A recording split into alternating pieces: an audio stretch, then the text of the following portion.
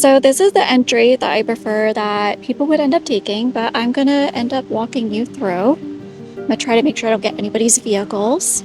But this is a parking lot that's better because if you take the other one, you end up having to be forced through like a one-way road in and out. So when you're in the parking lot, you're gonna go through this nice little walkway, and this is a little episode of Coffee and Cemeteries that I had to plan very much ahead of time, and it's just so pretty. This is why I also suggest you go through the parking lot area that's meant for the church. And what it is that we're going to end up going into this part right here. So a little backstory is that in the late 1700s, there was a girl, and her name is Abigail Norton. And what it is that she, at 20 years old, was about to get married, and she died right before her wedding.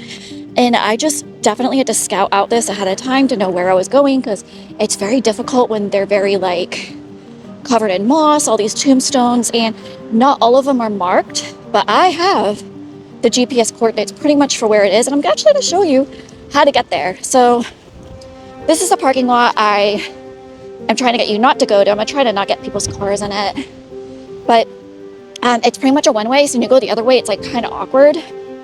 So I'll just blur their cars.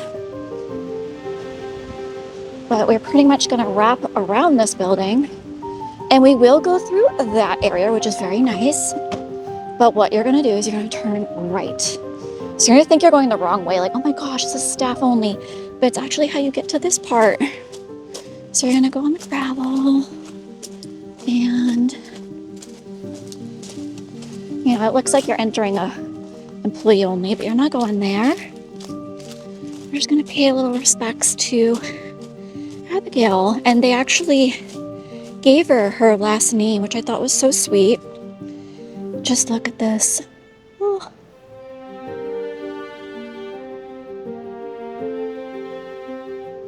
I absolutely love it.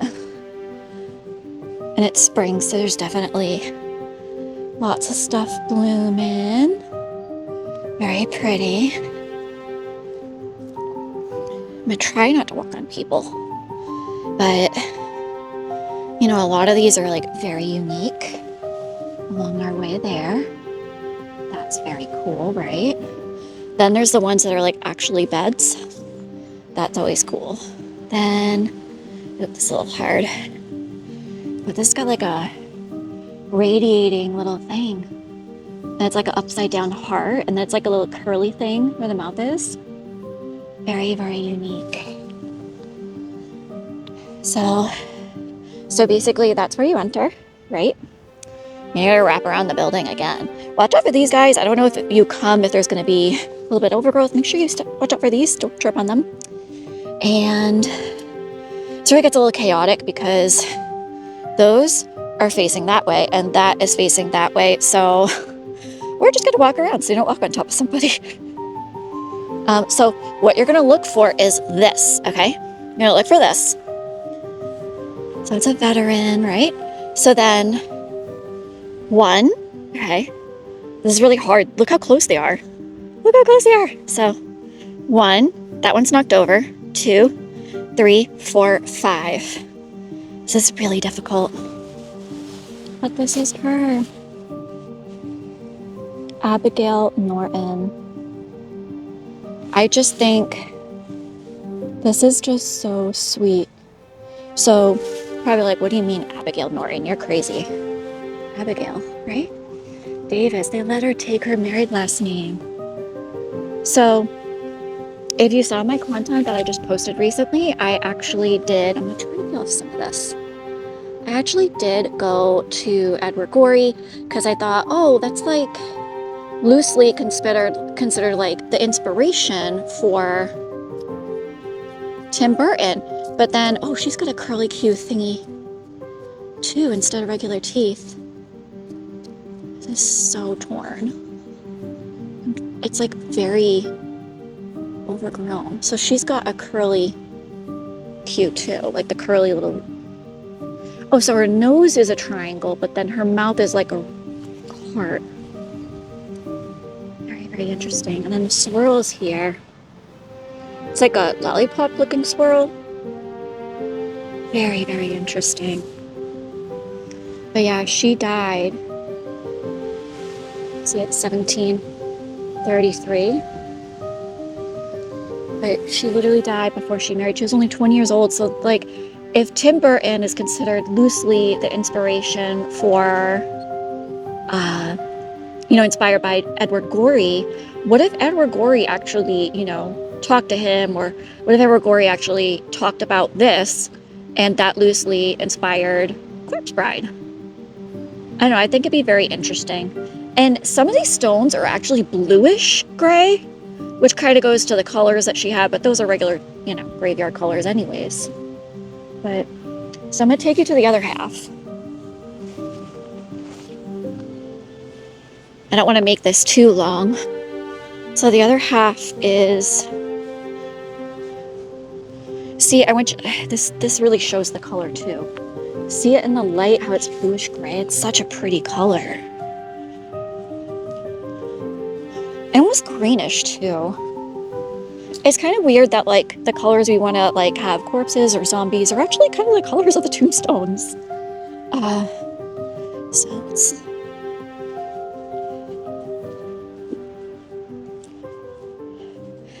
These people, see, I'm trying not to walk on people and this is so hard. Ah! Okay, this way. Okay. We got this, right?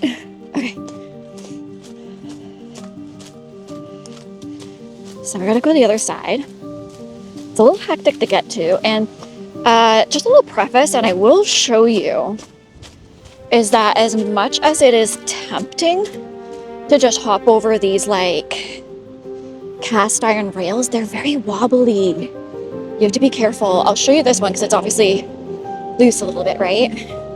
But these are not like solid. See how there's like room? It's like wobbling. So this is pretty much the entry point. And if you want to figure out or remember how to get back, just remember it's this tree with the cool bark. And then this that's covered in the yellowy moss. So preface, I'm just gonna walk because a lot of these are the same problem. They're orientated several different ways. So I'm gonna try to find the one I thought that was ironic and really neat. So you know how like these are sometimes like younger descendants, or that's supposed to be like the foot of the grave? One of them is actually propping up the tombstone itself. And I got told, so apparently I end up meeting and making friends with, oh, here it is, with people that maintain these grounds. And he told me to find the one with the 2 pinwheels, and I'll look it up later. I couldn't find it, but I just found it. So look, the foothold. So it's like whoever that is, which there's knocked over, is propping up that person. And see, and then their like little foot to their grave goes that way. So another great example, this is so hard to not step on people, is, see? So it looks like Gorham, it's Graham Hall, and then look back there, GH. So this is the head, that's the foot. So I got told to find this one because the person that does the tours, he found out I was not a native to Cape Cod. Cape Cod is kind of like Rhode Island. I don't know if anybody knows that. I'm gonna turn around. Cape Cod is a little bit like Rhode Island. So if you're from Rhode Island, you kind of just stay in Rhode Island. And if you're from Cape Cod, it's like, oh, but that's over the bridge. So he was shocked I was not from here. So. Okay, so apparently when I turned my camera around, I accidentally turned off the film altogether. But this is Lucy over there and Sarah Holmes, and they both died use the correct word. They both passed away pretty long ago. I'm not sure why my camera turned off. Like, I need to make sure I turn off those features. Like if you wave in front of your camera, it turns it off. But yeah, they both died really young. One was 1814 to 1825. That means they were like 11 years old. And this one, 1835 to 1840. So basically, okay, so 1814 to 1825, so 11 years old, passes away. Then this one is born 1835, so they're born after this one, correct? All right, and then literally passes away 5 years later. So I'll have to look into that. That sounds like a very sad story. This is also the reason why I like going to cemeteries, because you really appreciate, let me do the face the same way a little bit. You really appreciate like how far technology's gone and how much better things are. Yeah, so I got told by the guy that maintains the lawns, because I bumped into him trying to look for someone else in another cemetery, and he told me to check out these two. So, okay, so waving did not turn off my camera. I'll have to look into that later. So, I recorded it, and I have to record it again. So these are always like, you know, the huge, right? But I like this one for multiple reasons. I don't know if it's on purpose, but I like it for multiple reasons. We need to give a little shout out to the Davis family for this kind of architecture. So these look like dogwood flowers, very pretty, but this, okay, you ready? Doesn't that look like a frog with a crown? And he's waving both his hands at you, but he has flower eyes like, oh, I just love it. I'm trying to pay attention to my footing. Oh. Look at it. Zoom in. Doesn't it look like a frog? It's so cute. I don't know how much closer I could get. Isn't it so cute? So cute. Oh, Davis family. Whoever did your stuff. Oh, they bring me so much joy. I love it. Okay, so we're gonna keep going. Oh, this one's actually got a face. In memory, Solomon Otis. Solomon Otis, you have a very beautiful angel. My goodness. Sir, let me just clear this for you. At least get... My goodness. Very beautiful. It's so hard not to step on people. Oh my goodness. I'm just gonna walk freely because I'm literally gonna like topple over. So these, I always find intriguing when they have like, I don't know what to call them. Like there's that, right? But then there's like this little hat. I don't know what you call that. Father, mother, and Hattie. Hattie, Fanny, Sarah. So they chose not to have the little top design. Just gonna walk through. The rest of it is like, you just stop and look at some of them.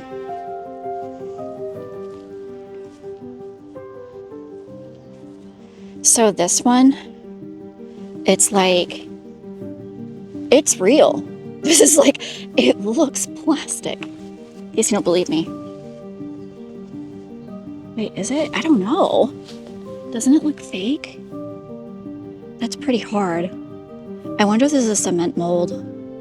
Because there's that cement that's supposedly lighter, and maybe they made it heavier on the bottom so it doesn't topple over. Here lies my body, moldering to clay, but the spirit has flown to the realms of day. Oh, it's a poem. Where all can dwell in peace and love, in the beautiful city, the fair courts above. Ooh. I conversed with the spirits of the dead for 40 years, as with the living. Chilly. What's that? So this is Emily, the 8th daughter of, I think you pronounce it Rubenhouse, and wife of Thomas Forrest. 72 years. She was words failed to tell think what a woman should be. She was that. So then this one is it's very similar. Does it have a thing? On the eclectic system in Mass, Ohio and Michigan over 50 years and have never lost that number of patients. Yikes. It's the other side.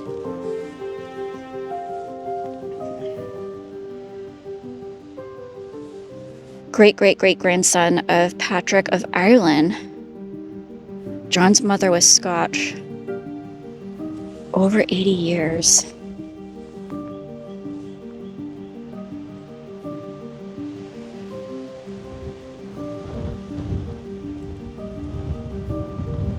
don't want to make this too long. I think those two poem ones were actually really pretty. Well, the poem and then the other one. But basically, when you go to the back, be careful. Random stones. I never make up my mind. I'm trying not to step on people, and other times I kind of give up. But basically, just goes around to the road. So you want to use the GPS for the parking lot, because if not, you get sent through this, and that's how you exit if you did the one way. So if you use the GPS to go to like the building, it's gonna tell you to enter this way, but then it tells you one way, so you have to turn around like I did, like an idiot. And then across from it is a field. Whee! All right, there's no kids there. I try not to film minors as much as possible. It's a nice field. It was a very nice little visit, and I hope you enjoyed this episode of Coffee and Cemeteries. I'm actually going to visit to get coffee after. I couldn't get coffee during because I didn't pass any, but I'm going to try to go to a local cafe and maybe give them a little shout out, and I'll add that at the end. Yay! As always, stay safe, explore, and get inspired.